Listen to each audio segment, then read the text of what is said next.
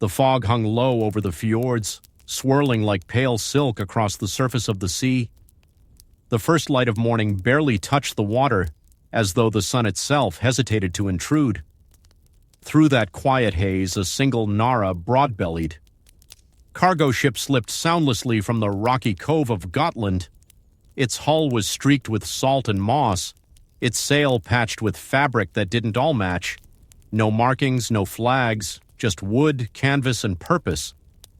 On board, the crew moved without speaking. They weren't warriors. They bore no axes nor helms, only bundles wrapped in seal hide and oilskin. From afar, they might be passed for fishers, but inside the folds of those bundles were things no fishers would carry. Amber that shimmered like trapped suns, wolf pelts stiff with northern frost, beads carved from bone, and coins that did not belong to this land. They weren't heading west. They turned east. The Nar had no name, or at least none the crew ever spoke aloud. Naming it would be like naming the wind foolish and maybe unlucky. This was not a voyage to be commemorated or sung. It was a voyage wrapped in silence, intended to slip between stories and vanish into time's long folds. The helmsman, a man with a narrow scar above his eyebrow, kept his eyes on the waterline. He had seen seals already, an omen. Good or bad, he didn't know yet. Behind him, a younger man adjusted the ropes, his fingertips stained with soot and red dye. He carried a satchel tied tight with amber toggles. Inside, something clinked softly, coins perhaps, or something stranger. The sea opened slowly before them. It was early summer and the weather could turn without warning. But they knew the route, at least this stretch of it. Eastward through narrow straits skirting the coast of what some would one day call Estonia. Past inlets where trees reached out over the water like fingers. Past cliffs where wild goats balanced on ledges no wider than a man's boot. They stopped nowhere. By the second day, they passed another vessel, a sleek, low craft with high oars and a prow shaped like a serpent's head.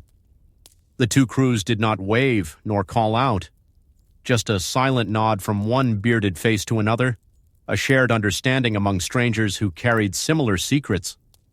By the third day, they began to see sign sticks tied with colored cloth, feathers strung from tree limbs, strange symbols carved into driftwood left on the shore. This was how you knew you were nearing the market, not a town, not even a village. There were no roads here, no permanent dwellings. Just a hollow deep in the forest where the pines grew tall and the moss was thick as a bed. Traders called it many things, some names unrepeatable, some whispered only once, but all agreed on its strangeness. You didn't find the market by sailing to it. You anchored offshore, found a certain tree marked with 2 slashes and a spiral, then walked for half a day inland, listening always for the bells. Not chimes, but small wooden bells that clacked gently in the breeze, hanging from limbs by gutstring, telling you that you were close. As the crew disembarked and made their way into the woods, the youngest among them lagged behind. He paused at the tree line, watching the Nar rock gently in its place. It would wait there, unmanned, unguarded. No one stole at the forest market. Not because they feared law, but because they feared what came next. When they reached the clearing, there were already others there, silent, kneeling, carefully unwrapping bundles of goods. No tents, no fires, only tree trunks and stone outcrops serving as makeshift tables. Language had little place here. Eyes met, heads dipped, items were exchanged, and understanding settled like dew between them. The Gotland crew laid out their wares: thick reindeer pelts, chunks of beeswax, rough ground salt from a northern shore, and a few small metal discs with holes punched through the center. They'd traded those coins inland once, and the forest people had called them sunbones. No one knew why. Beside them, a man from the far north offered up fish-skin gloves sewn so finely they looked like parchment. A tall woman with a shaved head poured dried berries into a wide palm. A child, no more than 10, passed among the traders offering lumps of fragrant resin in exchange for shells.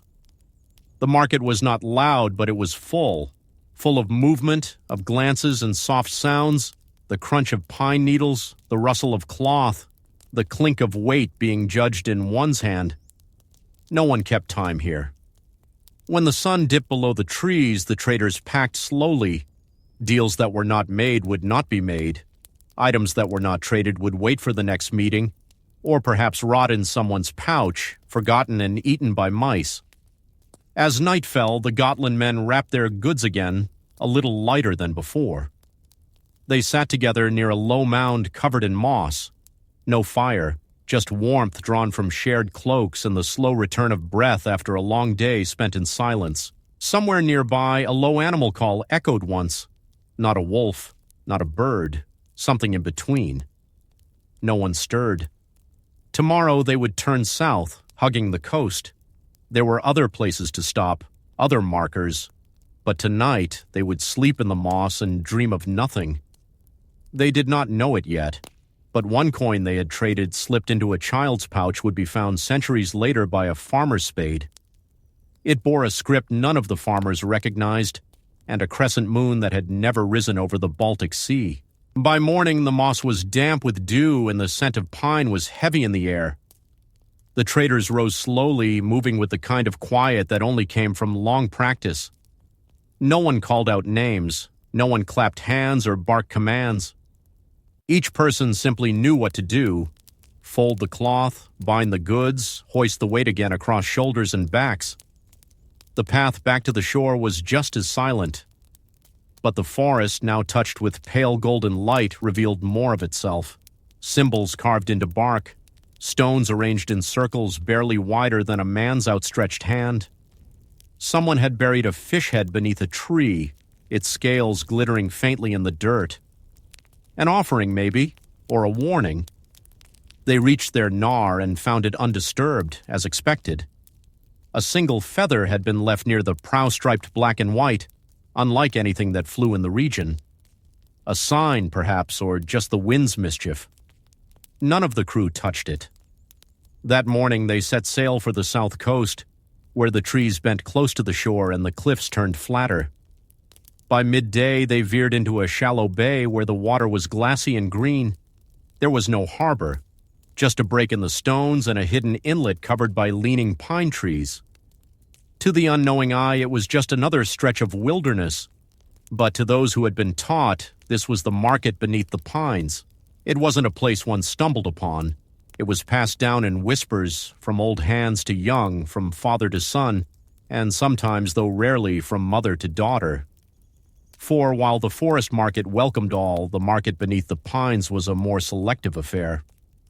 To reach it, the crew rowed their gnar through a narrow channel where reeds brushed their knuckles and birds watched with tilted heads.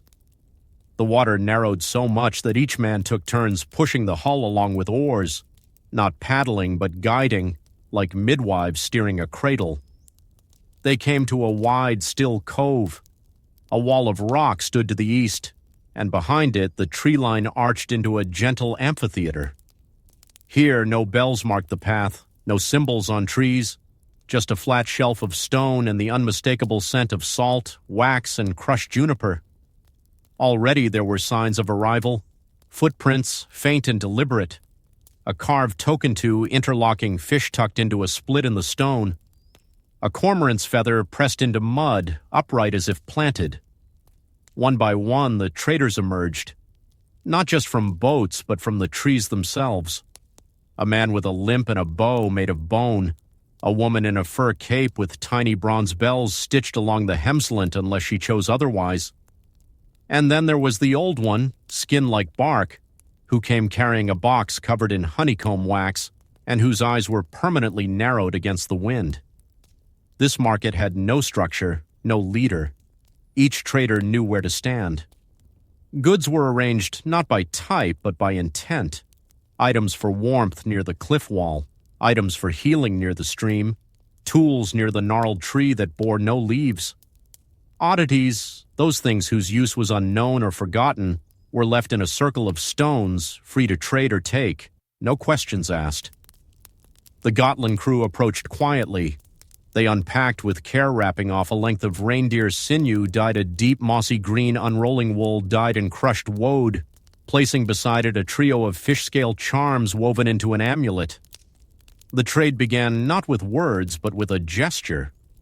A man with copper earrings picked up the wool and held it to the light, then to his cheek.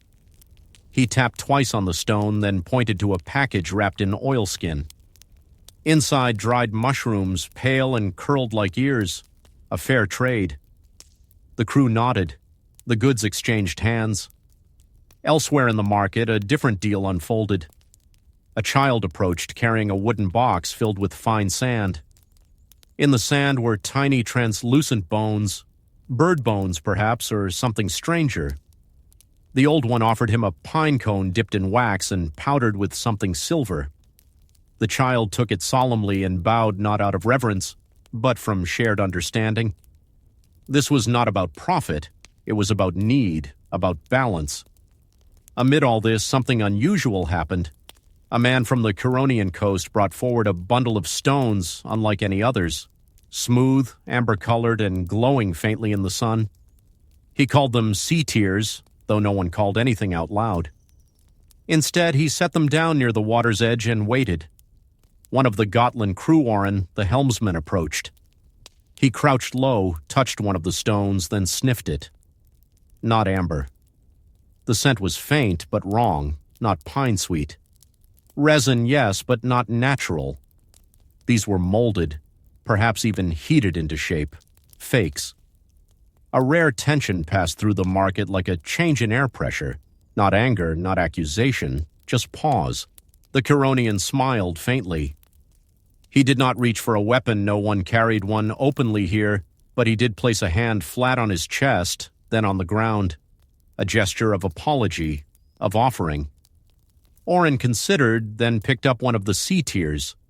He placed beside it a real piece of amberraw, unpolished, full of imperfections. The two stones sat side by side, one real, one not, and without further word both men turned and walked away. Later the fake stones were gone, traded perhaps, or tossed into the sea. As dusk fell, the market beneath the pines began to empty, not all at once and not completely. Some stayed to rest. Others would not return for another year or longer, and some, like the man with the box of bones, had already faded into the tree line before the sun touched the horizon. The Gotland crew packed quietly, their bundles different now, lighter in some places, heavier in others. No one spoke, but as they walked back to the boat, one of them hummed. Slow, low sound, not a tune exactly, more like breath with shape. The pine trees rustled gently, and for a moment it felt as if they were humming back. The Nar drifted on a mirror-flat sea as twilight deepened into true night. No stars yet, just a slate-colored sky streaked with thinning clouds. The crew had settled into their usual rhythm, rotating watches in silence, coiling ropes, checking bundles for damp. The younger one, Kjal, untied his satchel to inspect the trades he'd made at the market beneath the pines. He had a weakness for strange things tokens without names, tools whose use had been lost. At the bottom of the satchel, he found something unexpected. It was a coin, but not a Viking coin, not Frankish, nor even Slavic. Small, light, and deeply etched, the coin shimmered with a color unlike any silver had handled. The markings were sharp, precise, too clean, too deliberate. A crescent moon cradled a cluster of dots like stars, and around the rim a circular pattern that might have been script or simply decoration. Kjal held it up, letting it catch the last glimmer of light. He showed it to Oren, who took it between two fingers and tilted it thoughtfully. Arab, he murmured, though that word itself was borrowed from someone else's tongue, passed like an echo across coasts and seasons. Coins like this had been surfacing more often, not just in Gotland but in Hedeby, Burka, even as far north as Kaupang. No one knew how many had truly entered circulation, but it was not the coin shape or shimmer that stirred Oren, it was where they came from and how. There were whispers of long routes beyond rivers, past forests, through lands where no northern tongue was spoken.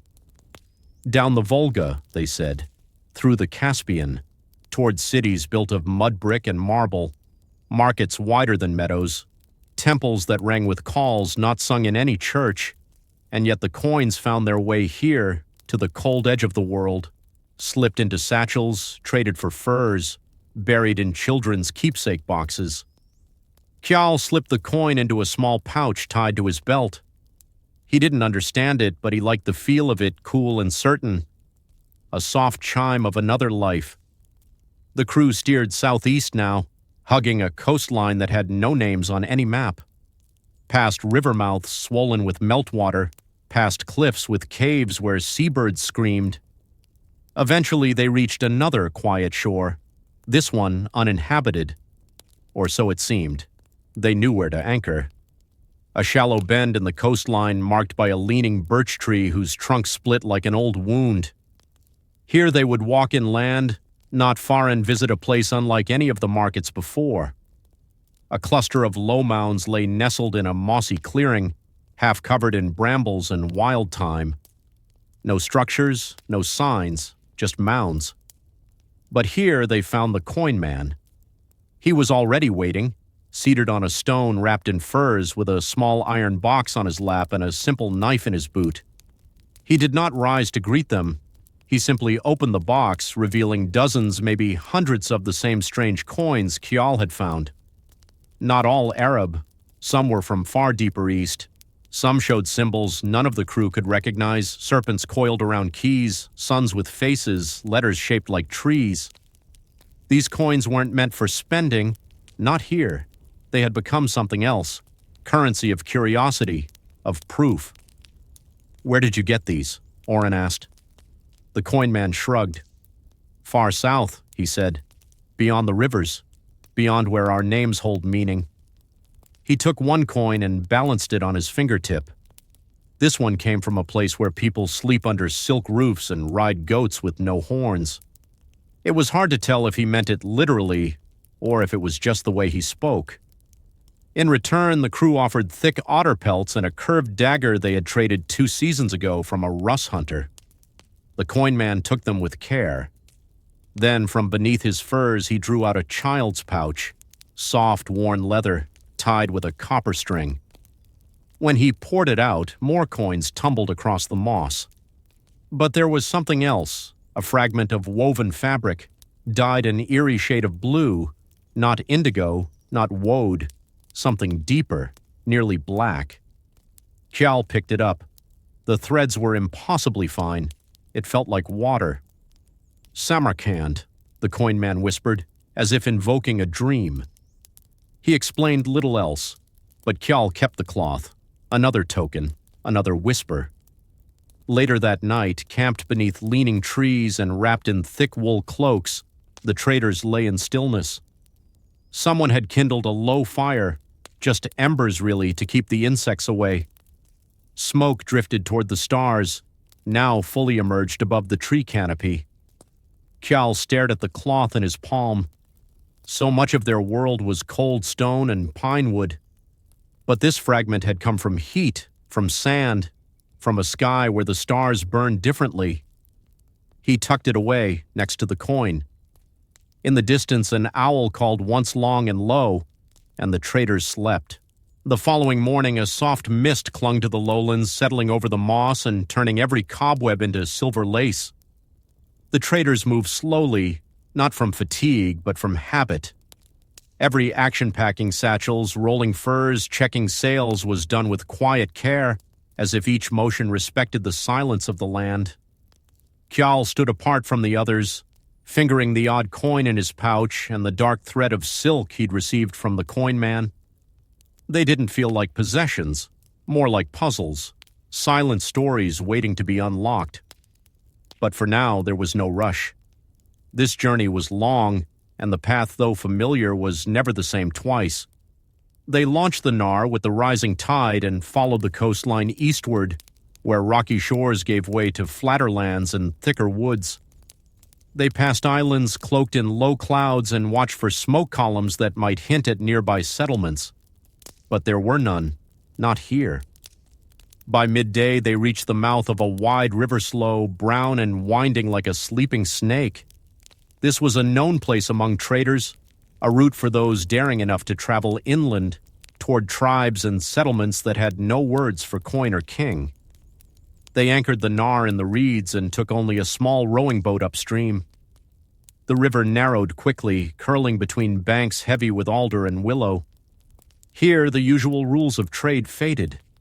No one barked prices. No one demanded weights or measures. Everything was judged by the eye and hand.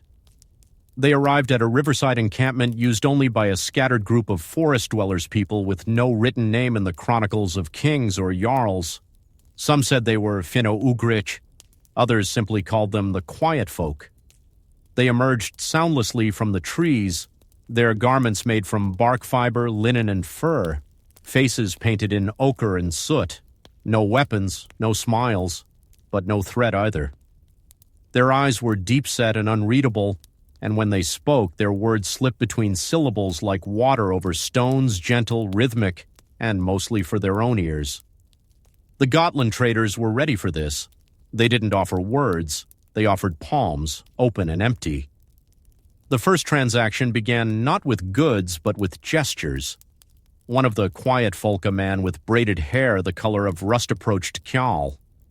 He did not look at the boy's face, but instead extended his hand and touched the pouch where the foreign coin rested. Without hesitation, Kjal opened it. The man examined the coin closely, then reached into his tunic and withdrew something strange, a thin slab of polished antler carved with symbols. Some resembled constellations. Others shaped spirals, fish, tree branches. Then, with a slow nod, he took Kjal's hand and placed the antler slab into it. Kjal offered the coin in return. No one spoke. Later, by a smoky fire kindled with peat and sweetgrass, the forest dwellers brought forth more curiosities. Not valuables in the usual sense of silver or gemstones, but things that carried weight of a different kind. A whistle carved from a bird bone that mimicked the cry of a distant owl. A cord made from human hair and wax. A pouch of dried beetles believed to chase off fever spirits. The traders offered in return reindeer sinew, metal fishhooks, a small flask of pine oil. But even these required negotiation, not with words, but with posture, tone, and the tilt of the head. It was here that the language of the hands flourished. A raised finger meant weight. A hand against the heart meant trust. A flat palm over the eyes signified regret, or I cannot trade this. One man old, with wrists like willow twigs, used a series of carved tokens to communicate. He would set down two identical ones, then remove one slowly, pausing to see if the other party agreed. A simple system, but it worked. The crew had learned over many seasons that language could be found in the spaces between words, a glance, a breath. The way someone moved their fingers across an object as if recalling a memory rather than naming it. That evening, as the fire turned to embers, a girl no older than 10 approached Oren. In her hand was a pouch woven from birch bark and tied with a thread of animal gut. Inside, she had placed several small shells and something else, something that rattled faintly like seeds in a gourd. She tapped her chest, then pointed to his boots. He understood. He removed the laces from his boots, thick, woven from braided seal hide, and handed them to her. She took them without hesitation, dropped the pouch into his open hand, and scampered back into the woods. Inside the pouch, a half-burned tooth. Human. Decorated with tiny scratches that looked like stars. Kjal, watching from across the fire, said nothing. He only reached for the antler slab again and traced the carvings with one finger. Later, as the traders lay back beneath the vast canopy of stars, the forest sang softly around them. Leaves rustled like whispers. An owl called, then fell silent. The river slipped by, never pausing, never questioning. No one said what they had learned that day. But something had shifted. In the absence of words, something deeper had spoken. The morning mist curled low around the riverbanks, and the traders rowed their boat back downstream in near total silence. Not just because the quiet folk had asked for quiet in their way, but because something about that encounter lingered. Kjal turned the polished antler slab in his hands again, running his thumb over the symbols carved with deliberate strokes. He didn't understand them, but he felt their weight like dreams that refused to be forgotten. They reached the Nar by midday and set sail once more, pushing eastward into open water. The coast curved south now, its shape more unfamiliar. Tall dunes rose in the distance, soft and beige, like sleeping beasts beneath blankets of grass. Seabirds circled overhead, then vanished behind low clouds. It was on the second evening after they left the quiet folk that they found it. Driftwood large, bleached smooth by sun, and thyme floated near the bow. Kjal leaned over to guide it aside, but Oren stopped him with a quiet gesture. The wood bore carvings long, straight lines intersecting at sharp angles, nothing like the fluid runes of the Norse or the looping marks of the Finno-Ugric tribes. These were Rus. The crew exchanged glances. The Rus traders were rare in this part of the sea. Their paths usually traced great rivers and land routes, but sometimes when the rivers froze early or storms swept inland, they came here, like whispers from a different age. They pulled the driftwood aboard, dried and oddly light for its size. Along with the carvings, they found something tucked between two splinters, a strip of parchment, rolled tight and wrapped in sinew. Kjal opened it cautiously. It wasn't paper, not as they knew it. It was birch bark, flattened and pressed, then scraped until thin and pliable. The markings on it weren't decorative. They were instructions, navigation maybe. But unlike any charts they'd seen before, strange angles, stars that didn't align with northern maps, symbols placed near small island shapes, some of which didn't seem to exist. One symbol appeared twice, circled and shaded a triangle with a dot inside. Oren stared at it for a long time, then nodded. "We follow it," he said simply. And so they did. The next 3 days were quiet. The crew moved with practiced efficiency, each man absorbed in thought. Kjal traced the bark map again and again, trying to understand its logic. He began noticing the way certain wave patterns mirrored the triangle symbol, or how seabirds avoided some rocks entirely. Was the map not literal, but a pattern of avoidance or guidance? On the fourth day, they reached a place that wasn't marked on any chart. It was a shallow inlet, not deep enough for most ships. But the Nar was built for shallow waters, and Oren guided it in with practiced care. They passed between two flat islands, each bare except for a few wind-stunted pines and low gullies filled with white stones. At the center of the inlet they saw it. A single stone column rose from the water, balanced on a mound of piled rocks. It wasn't natural, too precise. Etched around its base were more symbols, some familiar, some strange. Kjal spotted the triangle with dot again, carved at eye level and facing the sea. They moored the Nar and climbed onto the mound. The stone was warm from the sun, though no light had touched it directly for hours. As they circled it, they saw more carving sewn in Cyrillic script, roughly etched, likely by a Rus hand. Another, far older, almost worn smooth. It resembled the runes of their ancestors, but twisted somehow as if meant to be understood only at a glance, not through reading but through feeling. Near the base they found a small offering alcove, a shallow bowl carved into the stone.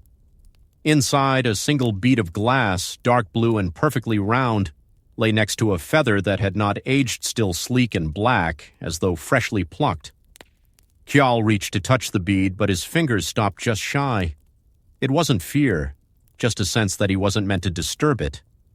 Instead, Oren took out one of the coins, the strange Arab one, and placed it gently beside the bead. No words, no prayers, just the action. The wind changed almost instantly, curling inland, carrying a dry scentwood smoke, maybe, or memory.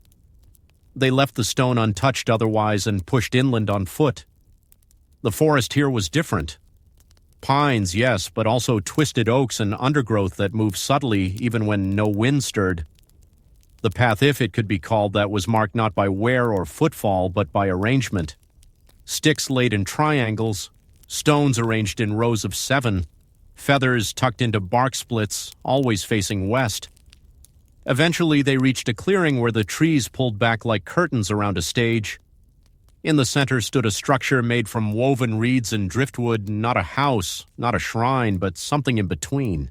Inside, they found a circle of objects placed in deliberate pattern, a wooden bowl filled with ashes, a shard of mirror reflecting the canopy above, a carved fish suspended from twine turning slowly in the air. It smelled faintly of honey and smoke. And there, on the floor, was a second birch bark. Scroll this one unrolled. It bore the same triangle with dot, but this time it was surrounded by 6 smaller marks, like satellites around a star. Beneath it, a spiral carved into the wood. Kjal crouched low, placing his hand just above the spiral. He didn't understand it, but he didn't need to. Some things weren't meant to be translated, only carried. That night, back aboard the Nar, the crew sat without speaking. The sea lapped gently against the hull, and somewhere in the distance, a loon called once, then fell silent. Above them, the stars shone unfamiliar and new. The wind shifted again by morning, warm and slow, rolling off the southern dunes with the scent of brine and wild thyme. It was unseasonable, too soft for this region, too still. The traders didn't speak of it, but each of them noticed. Wind, like silence, had its own language in their world, and this one spoke of change. They followed the coast for another day before the clouds began to pile thickly in the sky, and the first rumbles of a distant storm rolled across the water. By instinct, they altered course. Instead of braving open sea, Oren directed the Nar toward a narrow estuary mouth, flanked by steep clay bluffs and a small forest of wind-whipped birch. They had passed near Corlin before this strange southern stretch of land where traders vanished and legends tangled like roots beneath the soil. But they rarely stopped. Not here. Today they would have no choice. The storm swept in quickly, its edge visible on the horizon like a smudge of charcoal. The wind picked up speed. By the time they reached the mouth of the estuary, the rain was already falling in quick, slanted lines. They pulled the Nar into the shallows and used heavy stones to anchor it near a low bank. As lightning cracked behind them, they pulled their packs tight and entered the forest seeking shelter, or at least safety. The forest here felt different, not because of the trees or the shape of the land, but because of the stillness inside it. Despite the storm, the canopy barely moved. The trees stood rigid, their leaves trembling but not falling. Moss crept up trunks like grasping fingers. Even the animals seemed absent. No birds called, no insects hummed. Only the storm's distant roar, dimmed by the wall of trees. And then they found the old path. It was half buried beneath layers of pine needles and silt, but it was unmistakably man-made flat stones, some cracked, some engraved faintly with wave-like symbols. Someone had built this trail long ago, and not for wandering. They followed it. Deeper into the forest, the rain fell less, reduced now to a whisper through the leaves. The path curved gradually, then opened into a hollow, a sunken place ringed with stones the size of shields. At its center stood a wooden structure low, circular, roofed with thatch that had long since collapsed inwards. It didn't look like a home, and it wasn't abandoned. Smoke rose from somewhere within the collapsed thatch, curling softly into the gray sky. Someone had been here. Recently. Oren held up a hand and they paused. Then, from behind the structure, a voice called out, not in Norse, not in Slavic. A lilted, rhythmic chant, low and toneless, like the hum of bees. The words were unrecognizable, but not threatening. A figure appeared. She was tall, wrapped in a cloak stitched with tiny bones. Her hair was the color of peat, long and knotted with shells and strands of moss. Her face was painted white except for a single blue line drawn from lip to chin. She said nothing else, just turned and beckoned. They followed. Inside the structure, still solid in its bones despite the fallen roof, they found a circle of low stools and an array of objects laid out on a woven mat. Antlers carved into crescent shapes, feathers burned at the tips, bowls filled with black stones and what looked like dried seaweed. The woman gestured for them to sit. She moved slowly, deliberately, as if wading through water. Her every motion felt older than the room itself. She offered them a drink dark bitter served in carved wooden cups. Oren drank without question, so did Keel, though he winced at the taste. The warmth that followed was not heat, but a clarity, like smoke leaving the lungs after a long breath. The woman sat and began to draw symbols in the dirt floor. She did not speak, but the symbols told their own story. A ship with many eyes, a spiral swallowing a wave, a wolf-shaped shadow with no mouth. Kjal watched, transfixed. He didn't understand the message, but he felt it threading through him like a wind through branches. There were stories here of travelers who had come before, of paths hidden behind rivers, of a people who once traded only in sound and disappeared when spoken to aloud. As she finished the drawings, she reached behind her and brought out a bundle wrapped in waxed cloth. Inside a mask carved from driftwood painted with spiral markings, its eyes hollow and smooth. She placed it gently before Oren. The message was clear: take it, trade it, but do not wear it. They stayed only an hour more. The storm began to lift, and though the rain still fell, the worst had passed. As they stood to leave, the woman extended her hand, not for payment, but in farewell. Kjal pressed something into her palm anyway, the strange carved tooth he'd received from the forest child days ago. She accepted it with a slow blink, then turned back into the shadows of the hollow. The traders returned to the Nar in silence, soaked and windblown. The mask was carefully wrapped again and placed in the deepest part of their cargo. That night, anchored in the estuary, they said little. The storm had passed, but the air was still heavy. Kjal lay awake longer than the others, watching the sky clear bit by bit, stars returning like old friends. He imagined the spiral the woman had drawn, how it twisted into itself, how it seemed to move even when still. Not a warning, not a map, just a memory passed forward. The next morning dawned dim and yellow, the sky bruised with the fading remnants of the storm.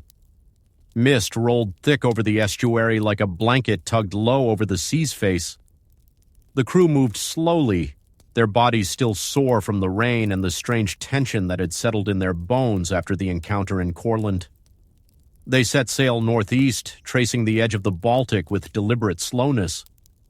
Their destination was an island whispered of more often than seen Saaremaa. It was said that the land there grew differently, that the trees leaned inward instead of up, that the stones hummed on warm days, and that those who lived there did not trade like others. They bartered in silence and spoke to the wind. Few traders returned with stories from Saaremaa. Fewer still spoke clearly about what had happened there. Some muttered of bargains made without speech and of dreams that followed them home like smoke. Others swore they left nothing behind but returned missing something they could never name. The Gotland crew had passed the island once before, seasons ago during a winter voyage, but they hadn't landed. Now they were drawn there not out of need, but by the soft pull of mystery and perhaps inevitability. They reached the southern coast of Saaremaa by late afternoon. No villages marked the shore, no smoke rose from the hills. But high on a cliff someone had lit a fire, not for warmth, not for cooking, just a signal. 3 flames spaced evenly in a triangle.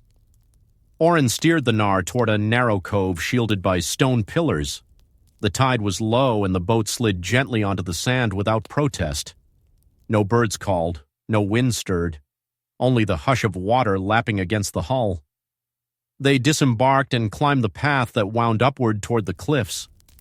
The air grew cooler as they ascended, not from wind but from something quieter and absence, like stepping into a place where breath was optional. At the top, they found the fire, no longer burning, just 3 smoldering beds of coals arranged in the same triangle. A woman waited nearby, sitting cross-legged on a woven mat of rushes and dyed reeds. Her skin was lined with age, but her posture was still and strong. She wore robes of pale wool, dyed with what appeared to be crushed berries and soot, forming swirling shapes across the fabric. She said nothing as they approached. Instead, she gestured behind her. A clearing opened beyond the cliffs, edge-ringed with carved stones, each etched with swirling lines, waves, and abstract creatures, birds with too many wings, fish with hollow eyes, humans with antlers. The air inside the clearing was heavy but not oppressive. It felt like entering the pause between inhale and exhale. More women stood around the edges, cloaked and unmoving. Some wore veils, others masks made of polished bone. A few had threads woven through their hair, glinting silver and red in the fading light. One held a staff crowned with feathers. Another cradled a bundle wrapped tightly in seaweed. Without a word, the ceremony began. One of the women moved to the center and knelt beside a shallow bowl filled with black water. She dipped her fingers into it and began to draw patterns on the stone floor, circles within circles, interrupted by jagged lines. Another lit a bundle of herbs, releasing a sharp, sweet smoke that curled low along the ground rather than rising.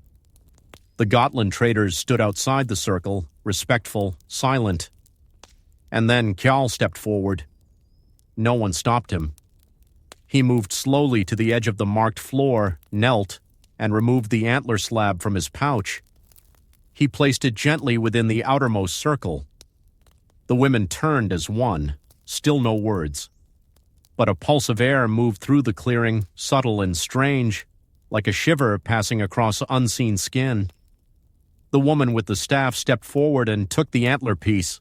She turned it over in her palm, studying the carvings. Then she stepped past Kjall and placed it into a fire bowl filled with smoldering coals. It blackened almost instantly, curling, vanishing. And from her sleeve she drew a new object, a thread. Thin, nearly translucent, it shimmered even in the absence of light.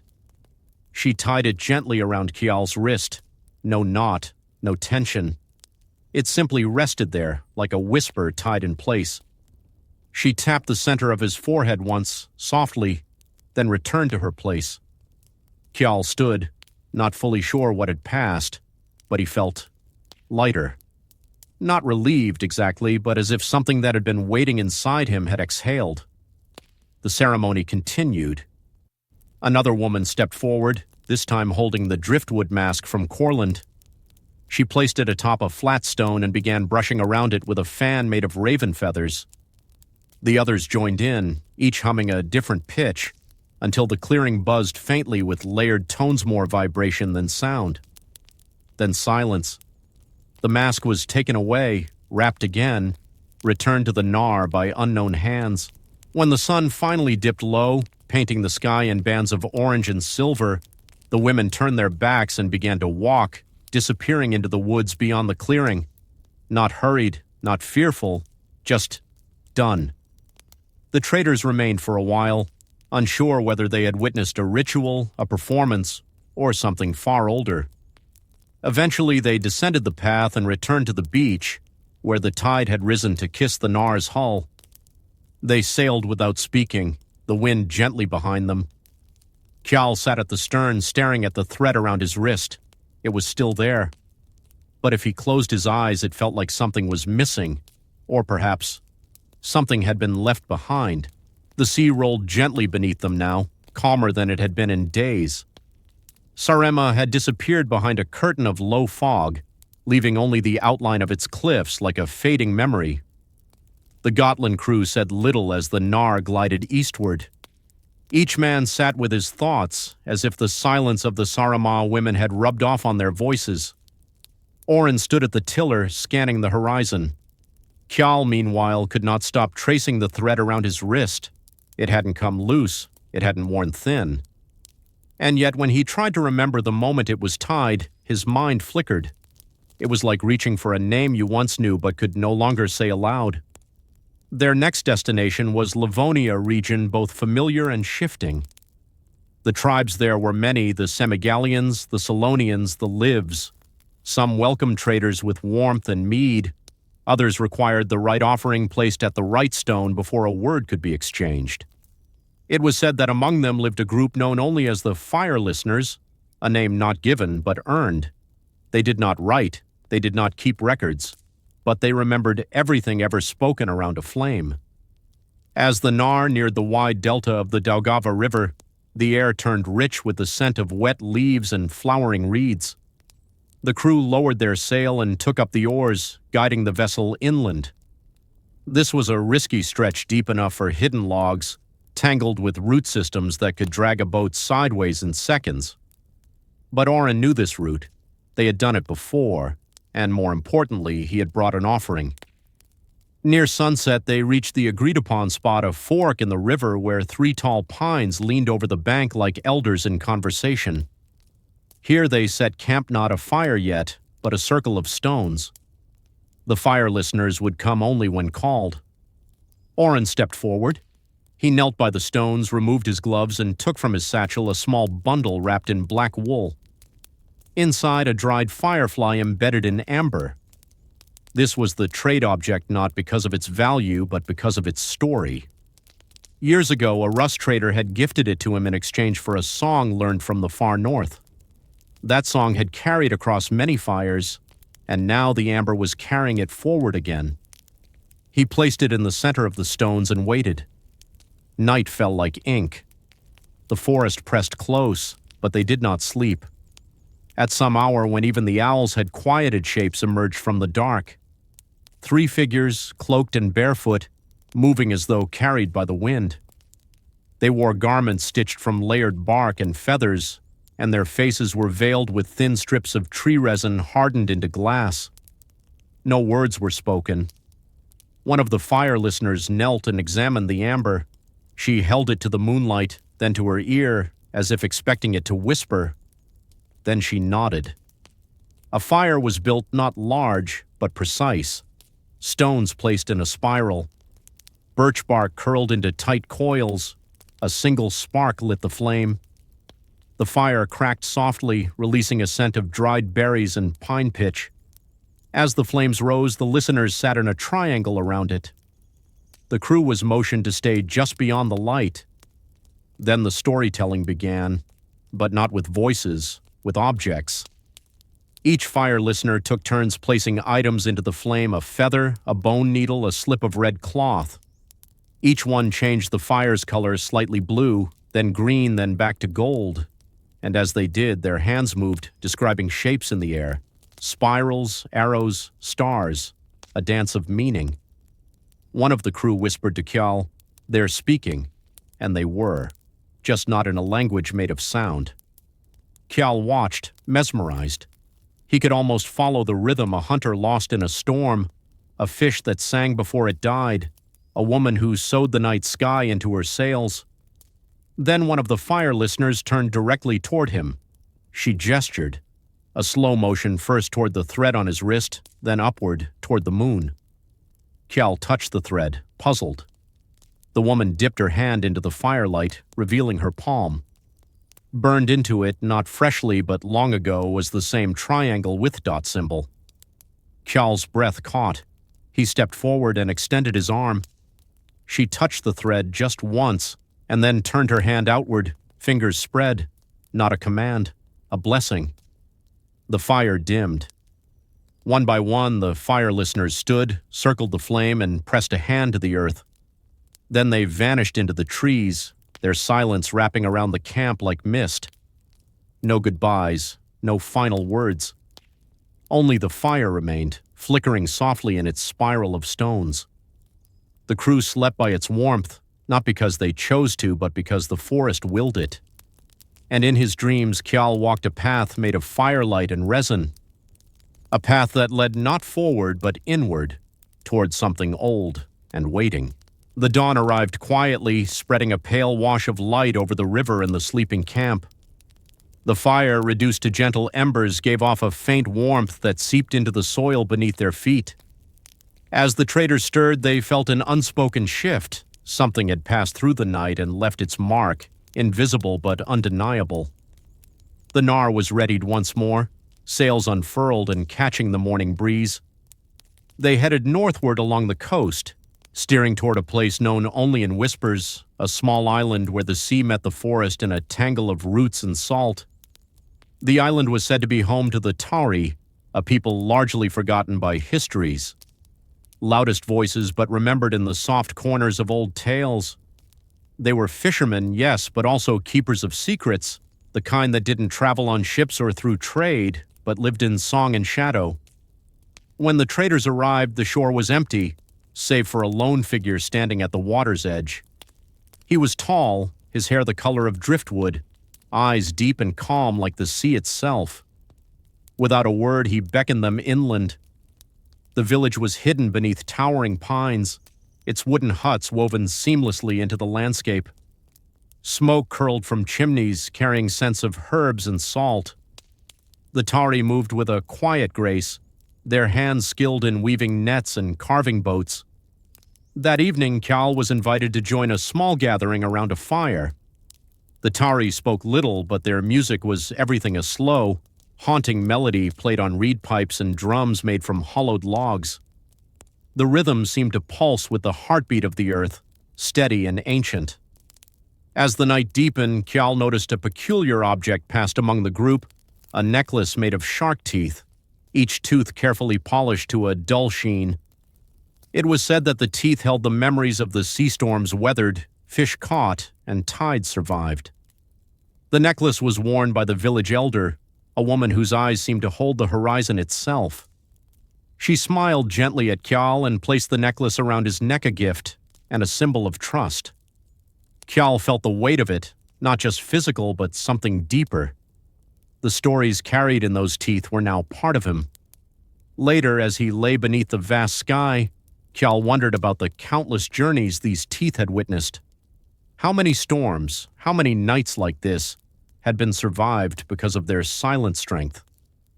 The traders stayed only a few days.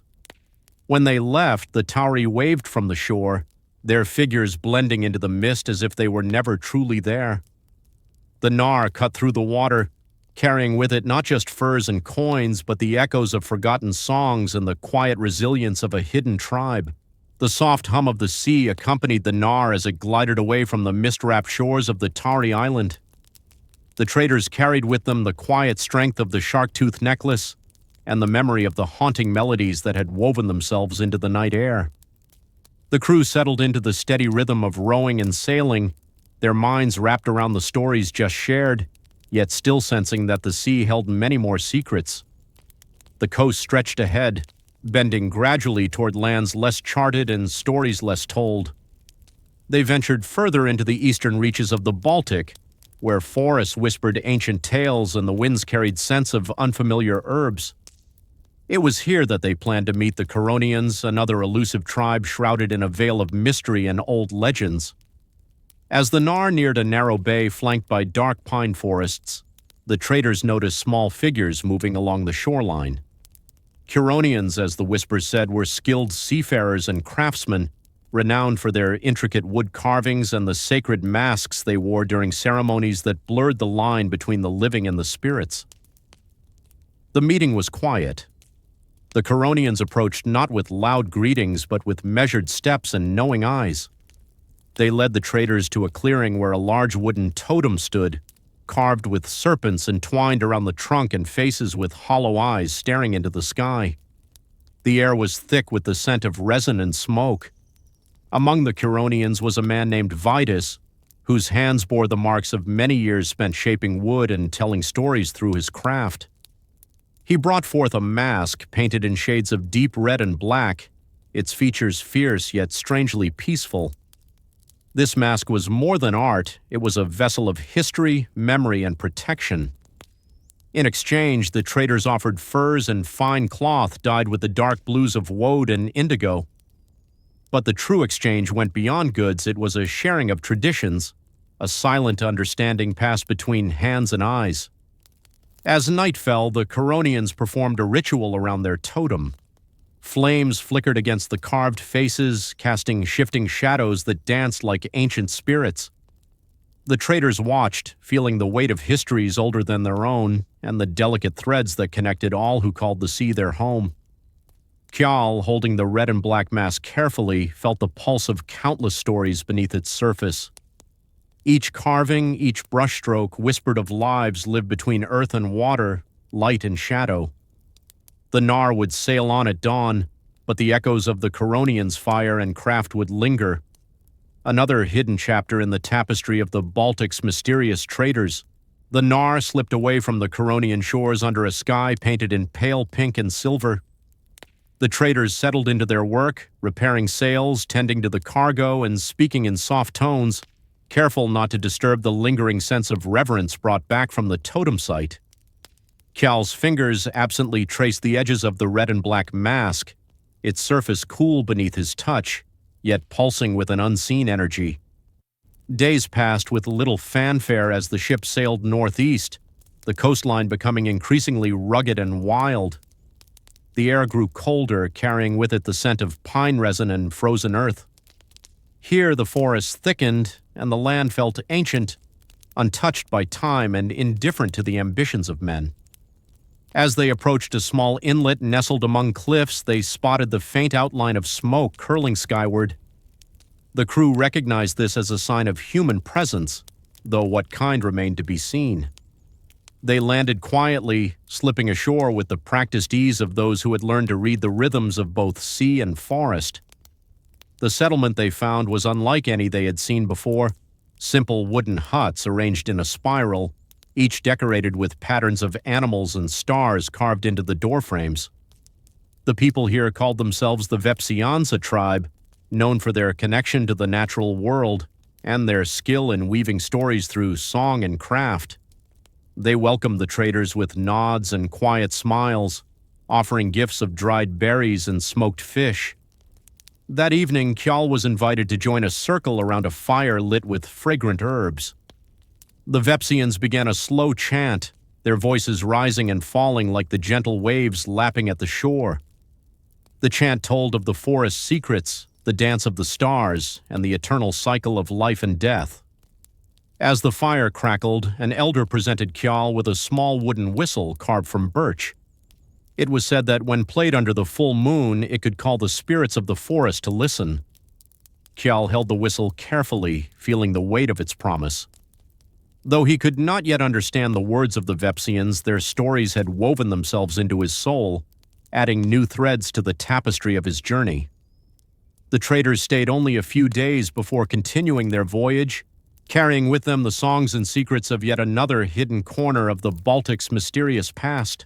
The sea had taken on a deeper shade of blue as the Nar traced the jagged coastline further north, where the forest grew dense and the winds whispered in voices that felt both familiar and strange. The traders knew they were nearing the land of the Karelians, a people often overlooked in the grand sagas but rich with their own tales and traditions, woven tightly into the fabric of the land and water.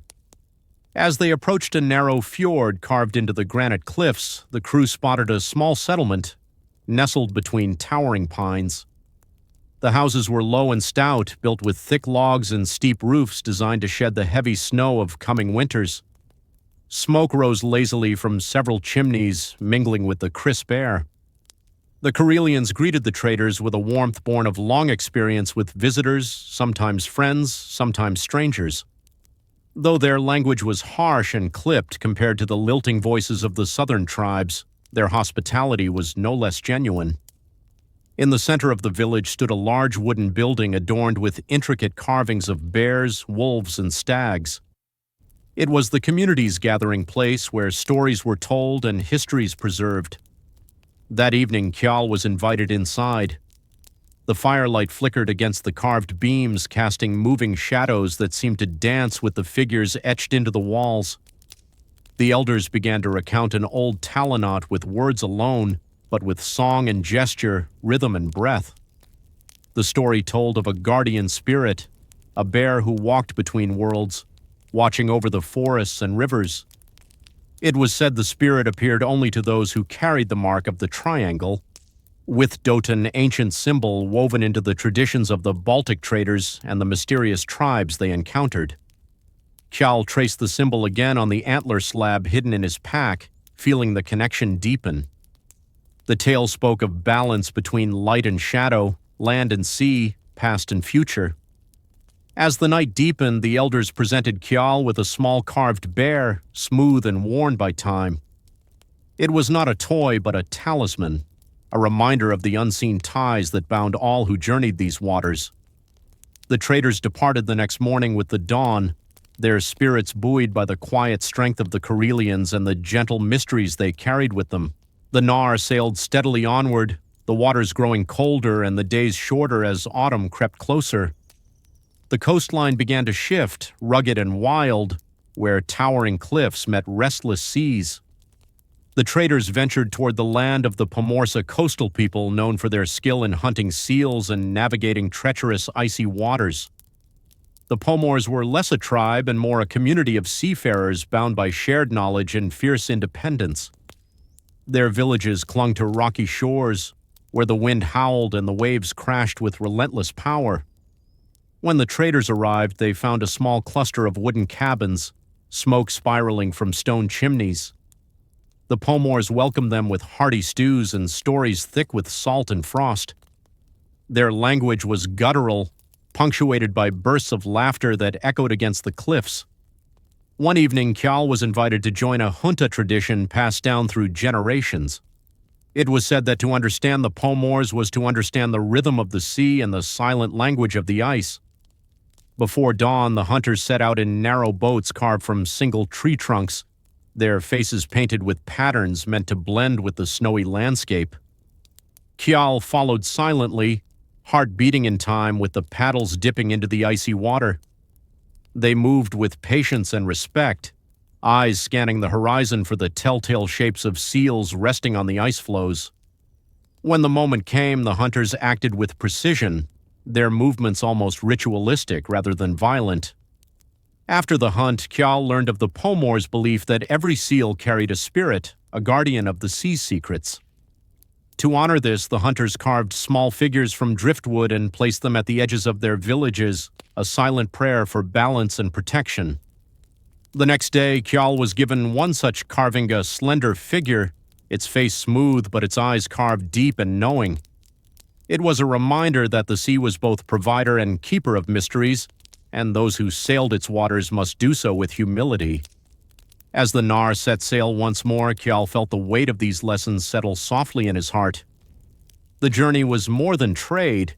It was a passage through stories, rituals, and quiet understandings.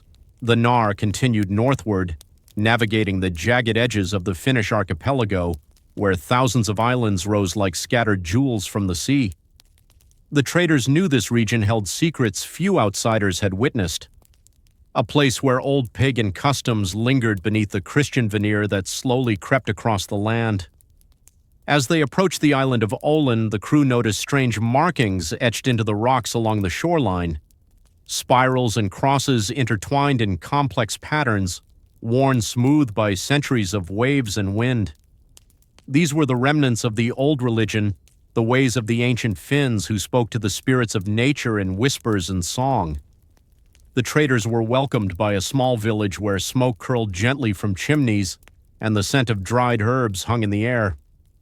The villagers were reserved but kind, their eyes reflecting the depth of a culture rooted in both earth and water. That evening, Kjal was led to a gathering beneath towering pines. Around a low fire, the villagers shared stories of the forest spirits known as Haltija's guardians of the land, trees, and waters. They spoke of rituals performed to honor these beings, ensuring balance and protection. One of the elders handed Kjal a small carved wooden figurea haltia fashioned from pine, its form simple yet imbued with quiet power. It was a symbol of connection, a reminder that all who traversed these lands were part of a larger living web. The night was filled with song-soft melodies that rose and fell like the waves outside the village. Kjal felt himself drawn into the rhythm, the stories weaving through his mind like threads of light. As dawn broke, the traders prepared to leave. Kjal tucked the haltia into his pack, a talisman to carry forward. The journey had brought them far, through the hidden chapters of Baltic history, revealing cultures and traditions that thrived quietly alongside the tides of time. The Nar sailed onward, the sun dipping low behind distant hills as twilight painted the sky in gentle hues of lavender and gold. The traders felt the weight of their journey settling softly around the meek encounter, each secret shared, woven into the fabric of their souls like threads in a tapestry. Their final stop was a small settlement, Nestled on the shores of what is now southern Sweden, a place where the forest met the sea in quiet embrace. Here lived the Finnic-speaking Sami, known for their deep bond with nature and the rhythms of the land. The Sami welcomed the traders with open hands and open hearts, their lives entwined with the cycles of the seasons and the migration of reindeer. They lived simply but richly, guided by a profound respect for the unseen forces that move through the world. That night, around a fire flickering softly beneath a canopy of stars, Kjal listened as the Sami elders shared tales of the spirits that guarded the forests and the skies. They spoke of Noida the shamans who bridged worlds through song and trance, their drums calling to the winds and the spirits beyond. Kjal felt the connection deepen, the journey reaching its gentle conclusion. He realized that the triangle with dot symbol, the whispered rituals, the gifts and stories, all were threads leading to a greater understanding of the Baltic's hidden past. As sleep began to tug at his eyelids, Kjal reflected on the delicate dance between worlds, the traders and tribes, the seen and unseen, the known and the mysterious. It was a journey not just across seas and lands, but through the quiet spaces of history and memory. With a soft sigh, the Nar rocked gently on the calm waters, carrying its crew forward into the night, into dreams woven from the soft whispers of the ancient tides. The journey through the Baltic's hidden past winds gently to a close. As the waves lap softly against the hull, the stories and secrets shared begin to blur into a gentle haze, like the fading light at dusk or the soft sigh of a forest settling into night. The mysterious traders, the silent rituals, the symbols etched into stone and spirit, they all remind us of the delicate threads connecting us to those who came before, moving quietly beneath the surface of history. Let your mind drift with the ebb and flow of the sea, the calm pulse of ancient rhythms whispered on the wind. Imagine the gentle crackle of firelight, the soothing murmur of leaves, and the steady breath of the earth beneath your feet. Here, in this quiet space, history becomes not just a story told, but a lullaby sung, a soft invitation to rest, reflect, and find peace. Sleep now, wrapped in the warm embrace of timeless tides, and the whispered songs of those who traded not just goods, but dreams and memories. Good night. End of script. Good night.